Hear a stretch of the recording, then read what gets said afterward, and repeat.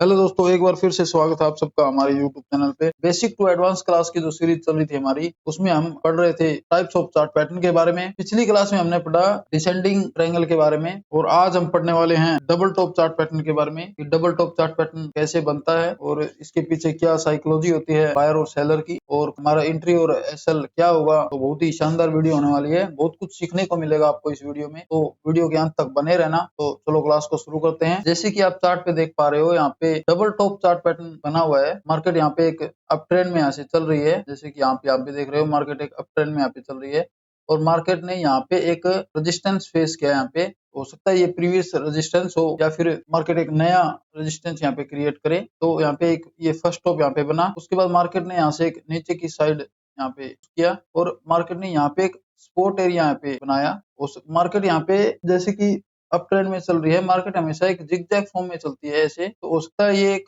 Previous resistance हो यहाँ पे और उसको मार्केट ने यहाँ पे एक सपोर्ट के तौर पे यहाँ पे लिया।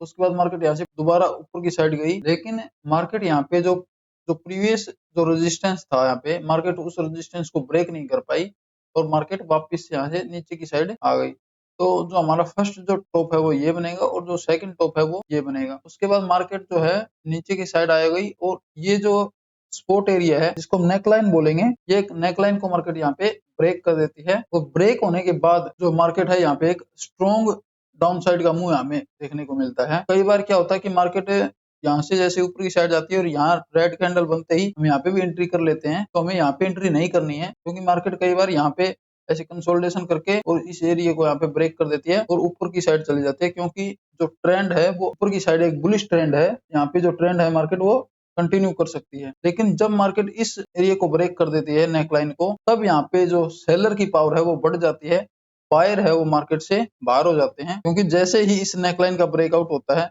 बायर जो होते हैं वो जिनकी एंट्री यहाँ पे होती है, जो यहाँ एंट्री करते हैं सपोर्ट एरिया के पास, उनका जो स्टॉप लॉस है वो यहाँ होता है। जैसे ही इस नेकलाइन का ब्रेकआउट होता है तो ये जो यहाँ पे जिनके स्टॉप लॉस है वो स्टॉप लॉस हिट कर जाते हैं और यहाँ पे नए सेलर है वो यहाँ पे ऐड हो जाते हैं और मार्केट वो स्ट्रॉन्गली फॉल यहाँ पे करती है। तो अभी हम देखेंगे कि हमें एंट्री कहाँ पे करनी है। मार्केट जैसे ही यहाँ पे एक रेड कैंडल बनाएगी इस सपोर्ट एरिया के नीचे, हम यहाँ पे अपनी सेल एंट्री बना सकते हैं और जो हमारा स्टॉप लॉस होगा वो हम अभी आपको, जैसे कि जो सेफ स्टॉप लॉस जो होता है वो प्रीवियस हाई के ऊपर यहाँ भी हम रख सकते हैं, लेकिन यहाँ पे स्टॉप लॉस है वो काफी बड़ा हो जाता है, लेकिन इसलिए हमारा जो स्टॉप लॉस है हम नीचे रखेंगे। जैसे कि मार्केट अगर नीचे की साइड भी आती है, डायरेक्ट फॉल नहीं करती, मार्केट यहाँ पे भी ऐसे जिगजैग करते हुए ऐसे आती है, तो हमारा जो प्रीवियस हाई जो होगा हम उसके ऊपर ऐसे यहाँ पे स्टॉप लॉस रखेंगे अपना, और जो हमारा टारगेट है वो अपने रिस्क रिवार्ड रेशियो के हिसाब से हम 1/2 या 1/3 ऐसे रख सकते हैं। हमारा जो टारगेट है वो मिनिमम 1/2 रिस्क रिवार्ड रेशियो के हिसाब से होना चाहिए। तो ये तो थी हमारी एंट्री।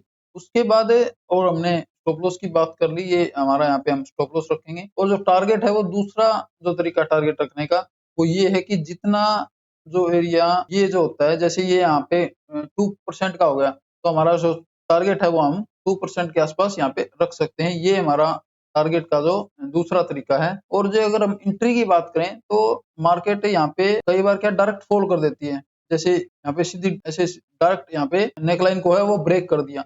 अगर डायरेक्ट इस नेकलाइन को ब्रेक करती है तो हमें वेट करना है रीटेस्ट का। तो मार्केट यहाँ पे डायरेक्ट फॉल करने के बाद मार्केट ऐसे रीटेस्ट करने के लिए जाएगी। मार्केट हमेशा जिगजैग फॉर्म में चलेगी, ना कि डायरेक्ट ऐसे फॉल कर देगी कि यहाँ से इस नेकलाइन को ब्रेक किया और सीधे वो मार्केट यहाँ आ गई। ऐसे नहीं है, मार्केट हमेशा जिगजैग फॉर्म में चलेगी इस टाइप से। तो जब मार्केट यहाँ पे रीटेस्ट करने के लिए जाती है इस एरिया को, तो जैसे यहाँ पे हमें कोई अगर रेड कैंडल मिलती है तब हम यहाँ पे अपनी सेल पोजीशन बना सकते हैं और जो स्टॉप लॉस है वो प्रीवियस हाई के ऊपर हम यहाँ पे रख सकते हैं। तो ये तो था हमारा डबल टॉप चार्ट पैटर्न के बारे में। अभी मैं आपको बताऊंगा कि कैसे हम रियल चार्ट में हम इसमें कैसे एंट्री करेंगे और कैसे हमारा जो है टारगेट रखेंगे। तो चलते हैं, हम आपको अभी रियल चार्ट पे लेकर के चलता हूँ। जैसे कि आप यहाँ चार्ट पे देख पा रहे हो, मार्केट यहाँ पे एक अप ट्रेंड में चल रही थी, हायर हाई हायर लो बनाते हुए मार्केट ने ये यहाँ पे एक रेजिस्टेंस यहाँ पे बनाया ऐसे चलते हुए, और उसके बाद मार्केट जो है नीचे की साइड आ गई और मार्केट का जो ये रेजिस्टेंस जोन था जिसको मार्केट ने ब्रेक किया था, इस रेजिस्टेंस जोन को मार्केट ने यहाँ पे एक सपोर्ट के तौर पे यहाँ पे रिएक्ट किया और उसके बाद मार्केट जो है फिर से यहाँ पे सेकंड टाइम सपोर्ट लेते हुए मार्केट ऊपर की साइड गई लेकिन ये जो रेजिस्टेंस था जो प्रीवियस मार्केट इसको जो है ब्रेक नहीं कर पाई और मार्केट जो है वापिस से नीचे की साइड आ गई और यहाँ पे कंसोलिडेशन करते हुए मार्केट ने इस जो सपोर्ट एरिया था इसको मार्केट ने यहाँ पे ब्रेक कर दिया। ब्रेक करने के बाद मार्केट ने हमें एक काफी अच्छा फॉल यहाँ पे देखने को मिला। जैसे कि एंट्री की बात करें, इस कैंडल पे हम यहाँ पे एंट्री कर सकते हैं और जो हमारा स्टॉप लॉस होगा, जो हमने बताया था कि प्रीवियस जो हाई होगा उसके ऊपर हम यहाँ पे स्टॉप लॉस रखेंगे, तो इस हाई के ऊपर हम यहाँ पे स्टॉप लॉस रखेंगे। मार्केट वापस से ऊपर की साइड गई, लेकिन इस ये जो एरिया था इसको ब्रेक नहीं कर पाई और वापस से नीचे की साइड आ गई। तो हमारा जो टारगेट है वो हम 1/2 या 1/3 हम रख सकते हैं। तो अगर आप यहाँ पे एंट्री करना चाहते हैं तो यहाँ पे भी कर सकते हो, लेकिन जैसे कि हमने बताया कि मार्केट अगर डायरेक्ट यहाँ पे अगर मार्केट ब्रेक डाउन करती है तो हम रिटेस्ट पे भी एंट्री कर सकते हैं। तो हमारी जो एंट्री है वो हम इस कैंडल पे यहाँ पे भी बना सकते हैं, लेकिन हमारा जो स्टॉप लॉस होगा वो हम इसी हाई के ऊपर ही रखेंगे। मार्केट हमेशा एक जिगजैग फॉर्म में ही चलती है, मार्केट डायरेक्ट सीधे ऊपर भी नहीं जाती और ना ही सीधे डायरेक्ट नीचे आती है। जैसे कि आप यहाँ पे भी देख पा रहे हो, मार्केट यहाँ पे नीचे की साइड आई और उसके बाद ऊपर की साइड के नीचे आई, फिर ऊपर पुल बैक लेते हुए मार्केट चलती है जिगजैग फॉर्म में। मार्केट यहाँ पे एक प्रॉपर ट्रेंड लाइन को भी यहाँ पे फॉलो कर रही है, जैसे आप देख सकते हैं ये इस टाइप से यहाँ पे एक ट्रेंड लाइन को भी फॉलो कर रही है, जो लोअर लो और लोअर हाई बनाते हुए मार्केट चल रही है। ये तो थी हमारी एंट्री की बात। और अभी हम अगर टारगेट की बात करें तो target 1/2 risk reward ratio minimum रखना है, या फिर हम टारगेट जो है ये जो एरिया है हमने बताया था आपको, ये अगर 2 या 3 जितना भी परसेंट है हम यहाँ पे अपना उसी हिसाब से जो टारगेट है वो रख सकते हैं। और सबसे पहले हमें ये समझना है कि मार्केट जैसे अप ट्रेंड में चल रही है, टॉप पे अगर ये यहाँ पे बनेगा तभी हमें यहाँ पे डबल टॉप को मानेंगे। अगर मार्केट डाउन साइड में आ रही है उसके बाद अगर डबल टॉप बनता है तो हम उसको नहीं मानेंगे। जैसे कि यहाँ पे कई बार क्या होता है कि यहाँ रेजिस्टेंस है ये और यहाँ पे रेड कैंडल बनी, हम यहीं पे सेल कर देते हैं, लेकिन मार्केट जो है वो यहाँ पे काफी टाइम कई बार जो है मार्केट यहीं पे कंसोलिडेशन करते हुए इसको यहाँ पे ब्रेकआउट कर देती है। तो हमारी जो एंट्री है वो इस नेकलाइन के ब्रेक होने के बाद ही हमें एंट्री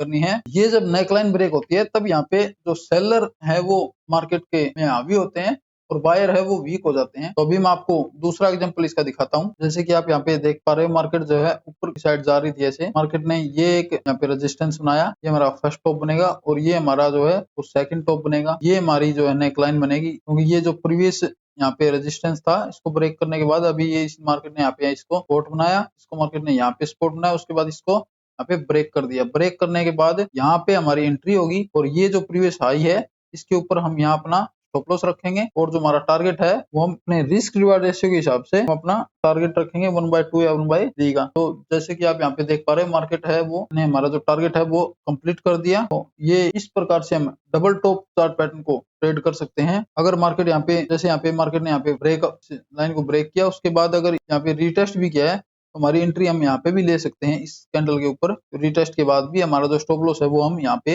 रख देंगे उसके बाद। तो ये तो हमारी होगी रिटेस्ट पे एंट्री और ये हमारी होगी डायरेक्ट एंट्री। इस सिचुएशन में हम यहाँ पे डायरेक्ट एंट्री भी ले सकते हैं, क्योंकि मार्केट जो है यहाँ पे आकर के यहाँ पे काफी टाइम यहाँ पे कंसोलिडेशन जो किया है, कंसोलिडेशन के बाद अगर मार्केट यहाँ पे कंसोलिडेशन करती है इस सपोर्ट के पास और उसके बाद अगर ब्रेकडाउन आता है तो हम डायरेक्ट एंट्री कर सकते हैं। अगर मार्केट डायरेक्ट ऐसे को ब्रेकडाउन करती है तब हम अपनी एंट्री है जो रिटेस्ट पे करेंगे, लेकिन अगर कंसोलिडेशन करके यहाँ पे अगर एंट्री कर देती है तो हम अपनी एंट्री यहाँ पे इस कैंडल पे यहाँ पे कर सकते हैं। तो ये तो था डबल टॉप चार्ट पैटर्न। कोई भी चार्ट पैटर्न है वो हमें परफेक्ट नहीं मिलता।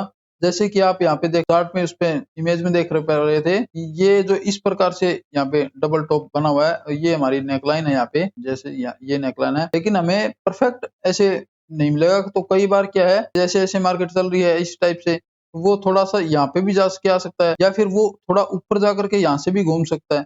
इस प्रकार से भी डबल टॉप बन सकता है। ये काफी ऐसे एग्जांपल हमें देखने को मिलते हैं। तो ये चीजें जो है सिर्फ चार्ट पैटर्न से नहीं, हमें जो है प्राइस एक्शन को समझना पड़ेगा। प्राइस किस प्रकार से हम रिएक्ट कर रहा है। जैसे कि आप यहाँ पे इस पैटर्न में देख सकते हो, मार्केट यहाँ पे एक अप ट्रेंड में चल रही थी। अप ट्रेंड में चलने के बाद मार्केट ने ये एक रेजिस्टेंस बनाया और उसके बाद ये यहाँ पे रेजिस्टेंस एरिया को ड्रॉ करें तो मार्केट ने 2 बार इसको यहाँ पे ब्रेक किया, लेकिन सस्टेन नहीं कर पाई। उसके बाद मार्केट वापस से नीचे की साइड आ गई और ये जो नेकलाइन थी मार्केट ने इस नेकलाइन को यहाँ पे ब्रेक किया, यहाँ पे कंसोलिडेशन करके, और हमारी यहाँ पे हमारी एंट्री होगी, ये हमारा स्टॉप लॉस होगा। लेकिन यहाँ पे हमारा जो टारगेट है वो कंप्लीट नहीं हो पाया। जैसे कि हम यहाँ पे हम एंट्री करेंगे, ये हमारा यहाँ पे हम स्टॉप लॉस रखेंगे और ये 1/1 ही हमारा जो है वो टारगेट हुआ। जैसे ही हमारा जो टारगेट है वो 1/1 होता है, हम अपना स्टॉप लॉस है वो ब्रेक इवन पे लगा देंगे हमें उसके बाद कोई भी लॉस जो ट्रेड में बुक नहीं करना। तो यहाँ पे हमारा जो स्टॉप लॉस है वो कोस्ट टू कोस्ट हमें मार्केट से बाहर हो गए। तो इस प्रकार से कोई भी जो चार्ट पैटर्न है वो 100% सक्सेसफुल नहीं होता। इसमें भी जो है अगर हमारी 60 या 70% एक्यूरेसी आती है तो वो इनफ है। और ये चीजें सीखने के लिए हमें ज्यादा से ज्यादा चार्ट पे प्रैक्टिस करनी होगी। जितनी ज्यादा हम प्रैक्टिस करेंगे उतनी ज्यादा जो है एक्यूरेसी है वो बढ़ती जाएगी। चार्ट पैटर्न जो है वो बार बार रिपीट होते रहते हैं, इसलिए हम चार्ट पैटर्न के हिसाब से जो है आगे ट्रेड करते हैं। तो चार्ट पैटर्न को या फिर प्राइस एक्शन को या फिर प्राइस की जो मूवमेंट है उनको समझने के लिए और बायर और सेलर की साइकोलॉजी को समझने के लिए हमें ज्यादा से ज्यादा प्रैक्टिस करनी है। तो हर रोज ज्यादा से ज्यादा प्रैक्टिस करें ताकि जो प्राइस की मूवमेंट है आपको समझ आने लगे। तो आज की वीडियो में बस इतना ही। तो चलो मिलते हैं नेक्स्ट वीडियो में, तब तक के लिए जय हिंद।